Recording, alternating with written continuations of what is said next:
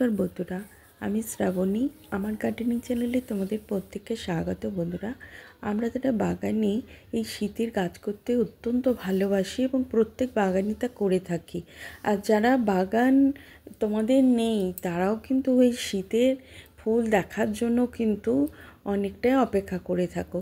তাই আমি অনেক রকম শীতের গাছ এনেছি, তোমাদেরকে আজকে বলে দেবো ধাপে ধাপে যে এই শীতের ছোট ছোট চারা গাছকে কিভাবে তোমরা বড় করবে এবং তার প্রসেস বা খাবার দাবার পরবর্তীকালে কী দেবে, কীরকম সমস্ত কিছুই আজকে তোমাদেরকে দেখিয়ে দেবো বন্ধুরা। তবে এটা প্রথম নয়, এরপর আরও অনেক অনেক গাছ আনবো।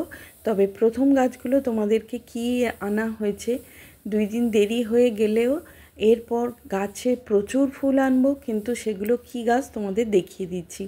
দেখো, এগুলো তো ড্যান্থাস, দেখলে কিছু অ্যাস্টার আছে। তবে প্রথমেই বলে দেবো এটা বালি দেখাচ্ছি তোমাদেরকে।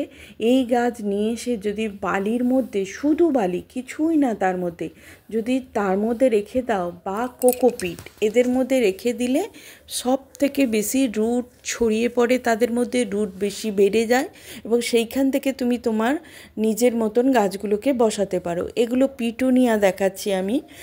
তোমরা নিশ্চয়ই জানো যে এই সময় থেকে পিটুনিয়া বসালে পুরো একদম মার্চ এপ্রিল মে পর্যন্ত পিটুনিয়া কিন্তু ছাদে থাকে। আর এইগুলো বড় বড় থোপা থোপা গাঁদা হবে, যেহেতু সেই কটা দিয়েছে। আর সমস্ত রকম গাছ আছে, এর মধ্যে অ্যাস্টার আছে, বেশি পিটুনিয়া আছে।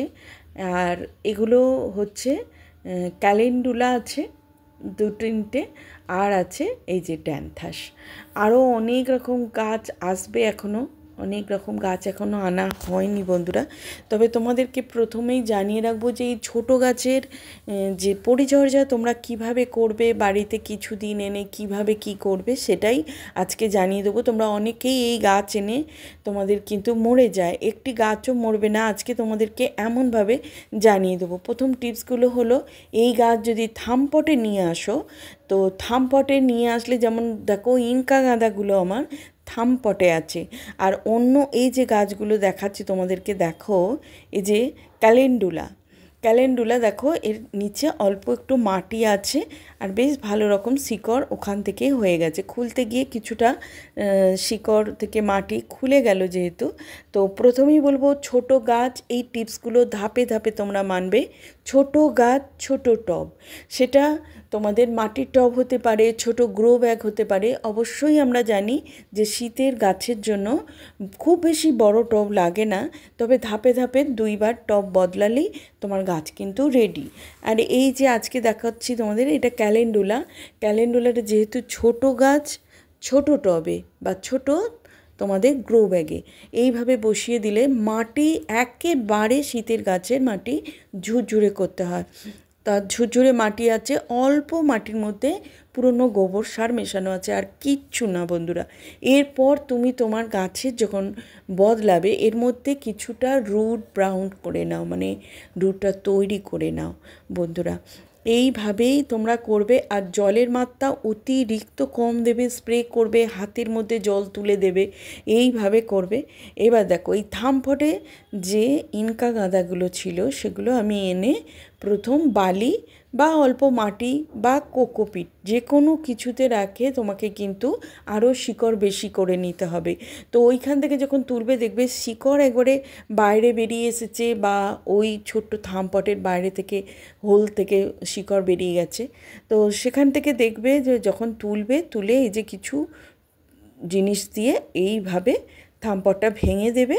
তারপর হালকা হাতে শুধু একটা গর্ত করবে, করে এইভাবে বসিয়ে দেবে একদম আলগাভাবে। এই জিনিসটা আর কোনো রকমভাবে তোমাকে প্রচুর মাটি লাগবে না। এই যে জিনিসটা করলে এর মধ্যে তুমি 1 সপ্তাহ রাখলেই বুঝে যাবে যে গাছের, আর এই হালকা এইভাবে জল হাতের এইভাবে দিলে হয়ে গেল।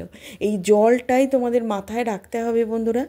এইভাবেই গাছকে তুমি বাঁচিয়ে রাখতে পারবে। এখন যদি তুমি মগে করে ঢরাস করে জল ঢেলে দাও, বা পাইপে করে হোস পাইপ দিয়ে আমরা যেমন জল দিই, সেই ক্ষেত্রে এই জল কিন্তু দেওয়া যাবে না।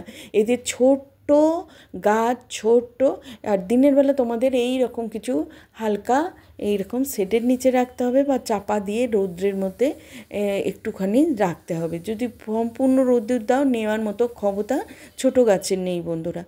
তো এইভাবে তোমাদেরকে দেখিয়ে দিলাম। আরও যে সমস্ত গাছ আছে এখান থেকে বড় হয়ে গেলে তবে আমি ওই টবে নিয়ে যাব।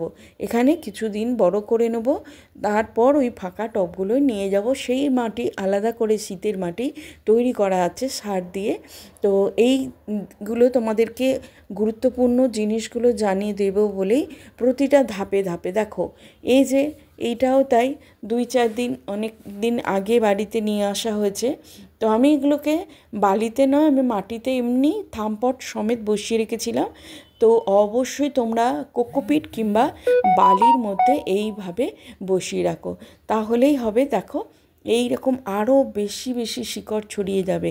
আর সেখান থেকে থামপটটা কিছু দিয়ে আলগা করে ভেঙে নিয়ে শুধু ধরে গর্তর মধ্যে 1-2 আঙুল দিয়ে এরকম বসিয়ে দেবে আর অল্প জল দিয়ে দেবে। এটাই হচ্ছে এই গাছের প্রথম এনে বসাবার এই রকমই নিয়ম। আর হাতের তোমার যতটুকু জল উঠলো এতটুকু জল। আর রোদের জন্য অবশ্যই যখন চড়া রোদ্দুর, সকালের রোদ্রের জন্য কোনো বাধা নিষেধ নেই। আর দুপুরের রোদের জন্য তোমরা খবর কাগজ চাপা দিতে পারো, এরকম জালি দিতে পারো। দেখো প্রতিটা জিনিসে কিন্তু ছোট গাছ ছোট টব আমি বসিয়েছি। আর যেহেতু এগুলো বড় হবে এদেরকে আর টব বদলাবো না, তবে এদেরকে বসিয়েছি এখনই কিন্তু পিঞ্চিং করে বসালাম। এই দুটো বড় গাঁদা হবে, এই দুটো। তো এদেরকে আমি বড় টবেই বড় গ্রো ব্যাগেই বসিয়ে দিয়েছি একেবারে। আর মাথা কিন্তু পিঞ্চিং একবার নয়, আরও 2-3 বার এই গাছগুলো পিঞ্চিং করব বন্ধুরা। শুধু গোবর সার মেশানো মাটি আর কিচ্ছু না। আর রৌদ্রের মধ্যে চাপা দিতে হবে। আর এই যে জল দেওয়ার নিয়ম করে এই রকম গ্রো ব্যাগের মধ্যে আগে তোমরা বড় করে নাও। এটাই হচ্ছে এইভাবে জল ছিটিয়ে দেবে, সকালে দিলে বিকালে দিলে। আর রোদে দুপুরের রোদ একদম লাগতে দিও না, একটা গাছও মরবে না, অনেক অনেক ফুল হবে। এর পরের পরিচর্যা তোমাদেরকে অবশ্যই বলবো, এবং কিভাবে বদলাচ্ছি, কিভাবে টব পরিবর্তন করছি সেটা অবশ্যই বলবো। তোমরা দেখবে শীতের গাছের জন্য যেমন তোমরা অপেক্ষা করছো, অবশ্যই একটু দেরি হয়ে গেলেও আজ ভিডিও দিলাম। তাহলে ভালো থেকো বন্ধুরা, দেখা হচ্ছে পরের কোনো ভিডিও। নমস্কার।